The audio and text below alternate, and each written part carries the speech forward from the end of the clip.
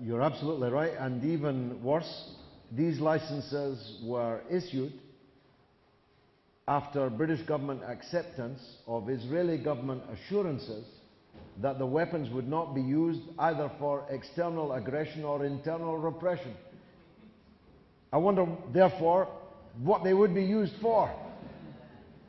And I wonder how any civil servant with a straight face could have signed that off.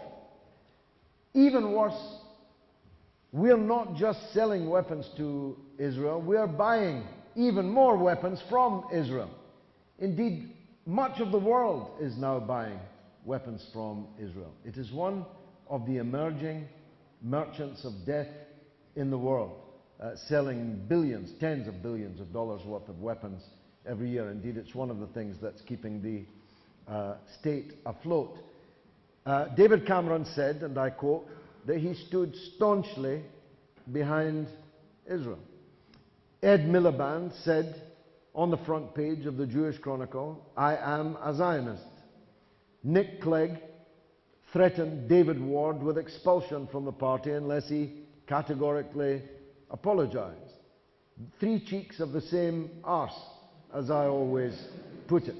And they will continue to be, unless they think that it will not profit them politically to continue on this line. Why should they stop? Think about it. These are totally unprincipled, opportunistic people. I mean, Ed Miliband isn't even a Zionist. I don't believe for 1 minute that he's a Zionist.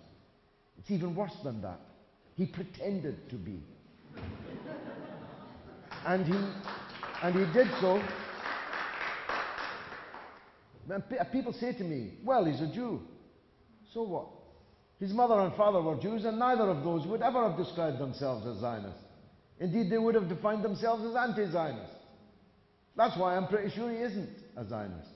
But he thought there was more in it for him to claim to be a Zionist than there would have been to state that he was an anti-Zionist. And that's the equation we have to change. That's the paradigm we have to change. Yes? Yes, madam.